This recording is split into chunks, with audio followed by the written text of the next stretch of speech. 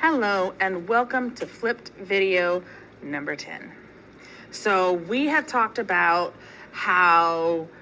what happened to the country after the Civil War in the South and after the Civil War in the North. So Reconstruction and industrialization. Now let's talk about what happened to the Native Americans. So our learning objectives, and you'll see this before every slide group from now on. These are your standards, all right? So our goal is to compare the ways Native Americans and white settlers viewed and used the land, describe the conflicts between white settlers and Indians, analyze the impact of the Indian War, and evaluate the effectiveness of Americanization and the reservation system towards American Indians.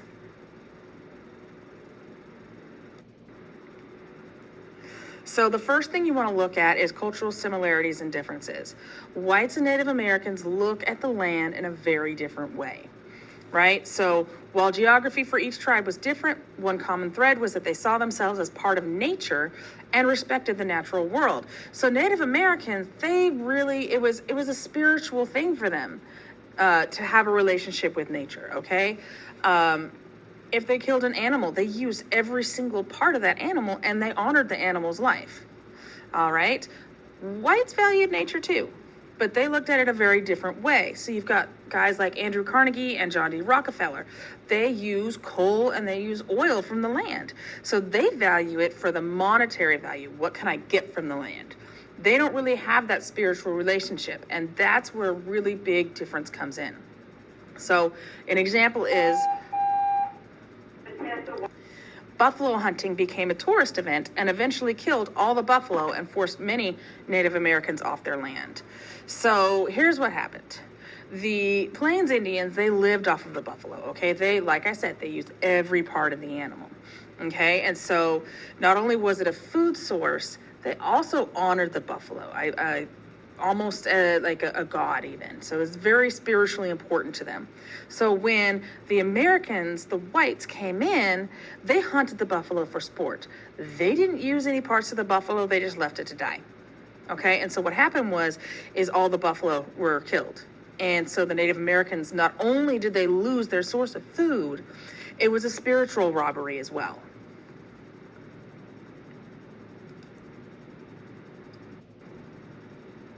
So in the early 1800s, the government carried out a policy of moving the Native Americans out of the way of white settlers. So if you look way back, we've had a rough relationship between the Native Americans from the time of settling the country. So in the early 1800s, when we start to really push this, right? So Andrew Jackson is famous for the Trail of Tears, all right? So he needed the land in Georgia, so he moved the Cherokee to the Great Plains. He moved into, I think, like Oklahoma. Guys, several states, thousands of miles, he made them walk. And several people died because of it. And the reason he picked the Great Plains, he thought it didn't have a value. He's like, there's no resources there for us. You go live there. You go make the best of it because you're savages.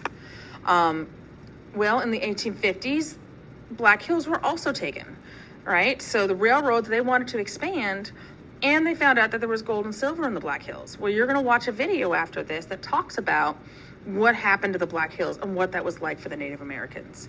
All right, so again, they promised to keep their land, they're pushed off. By the late 1860s, many Native Americans had been relocated to reservations and specific areas that are set aside for Native American use. So let's look at the land that they lost, okay? So if you look at this map here, I want you to look at the key first, okay? So before 1850, this light tan color is the land that they owned. Now this map is layered, okay? So this light tan, they owned everything all the way to the coast, okay? And then from 1850 to 1869, their land shrunk to where they were on just this light orange, all right? And then 1870 to 1890, it shrunk again. And here they are in the dark orange, right? And then finally, 1890, they're shrunk one final time to these purple areas. Okay, a way that you can look at it is, say the government comes in and they buy the land surrounding your home. All right, they're like, you can keep your home, you're fine, we just are gonna buy the land around you. Okay, no problem. And then they say, wait a minute, you grow some really green grass. We want your lawn. So we're gonna go ahead and take your lawn. You can keep your house, but we're gonna take your lawn because we want that. It looks good, we can make a profit from it, right? But then they come back a couple of years later and say, wait a minute, you have a very nice house. I want your house. So you may have a small room in the attic and I'm gonna take the rest of your house because I can make a profit of it. That's what it was like for the Native Americans. So obviously this is gonna cause collision. So why do the whites think that they can just go out, right, and take this land? It's because of manifest destiny. Manifest destiny is the belief that it is the whites' divine right to settle in the American West. So by divine right, we're talking about they believe that God sent them to settle the land. And the Native Americans are savages and they are not good stewards of the land, therefore they can't have it. We know today that that's not correct, but this is what they operated under, okay? And it was promoted, you know, we've got this rapid industrial development going on. So all of a sudden we have railroads that can go out. Remember I talked about steel makes us go up and out. So the railroads are developed and steamships, right? So we are moving out and we're moving out fast, okay? So all of these advancements, they help bolster the Americans' belief that they should be able to go out there, all right? So the Americans are like, look, we came up with this stuff, therefore we have the right to this land. And to top that off, Horace Greeley, the editor of the Tribune, encouraged the poor whites to go out and settle the land. You know, we know about what was going on in the cities and how crowded they were, right? So if we know that the cities are super crowded, then we want people to go out of the cities.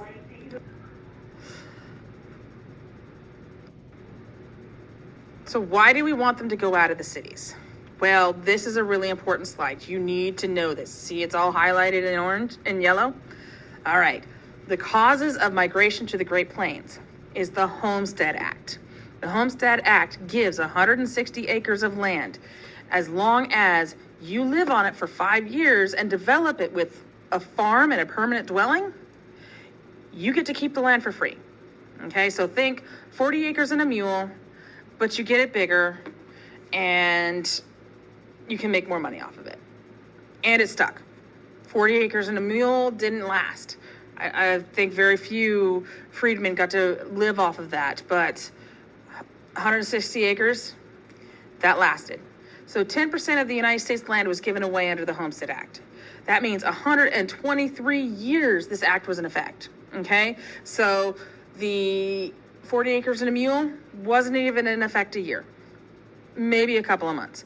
This was 123 years. So it resulted in 4 million claims made under the Homestead Act, and 270 million acres are distributed.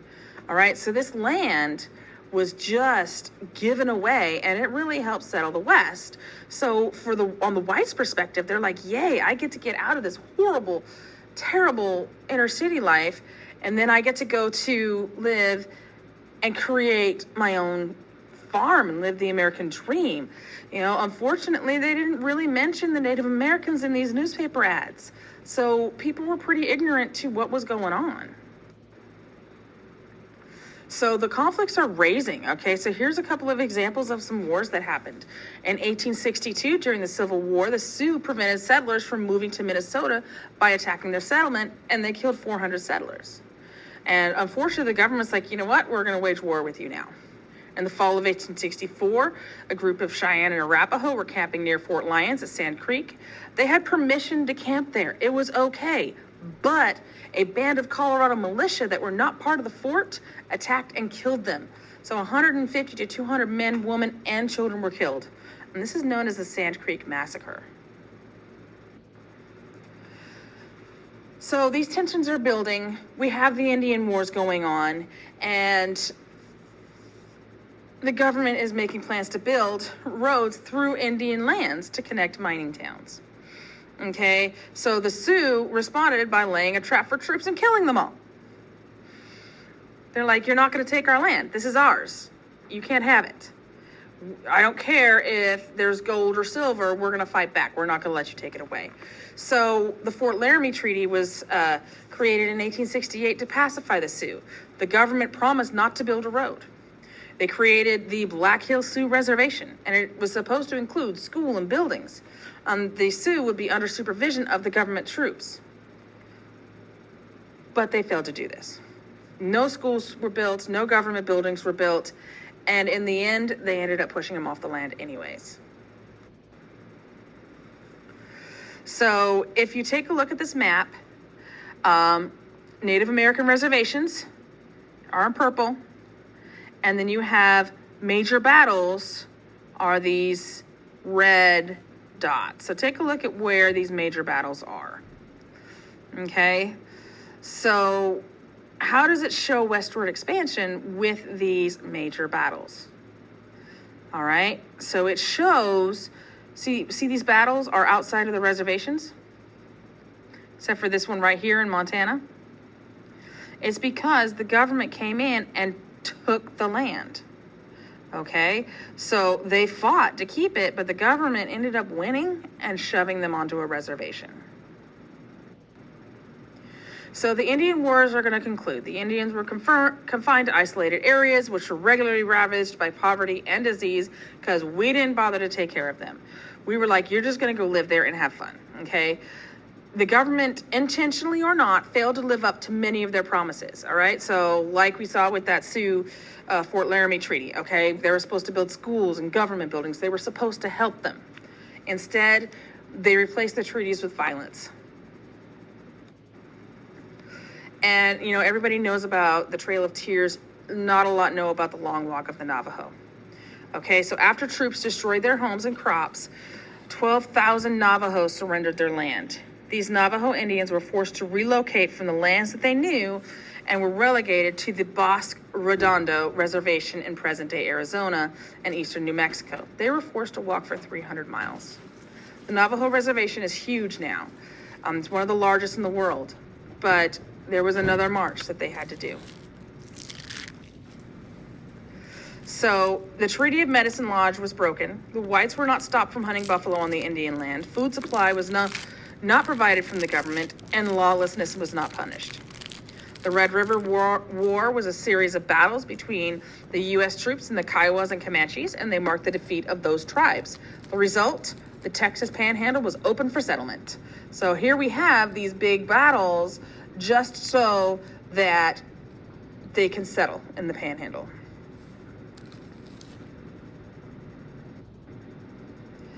So the Battle of Little Bighorn, and this is one of the ones that we're going to talk about in the video. Okay, so Black Hills gold was found in 1875, which created a gold rush. Some of the gold mining area was supposed to be protected from the Fort Laramie Treaty.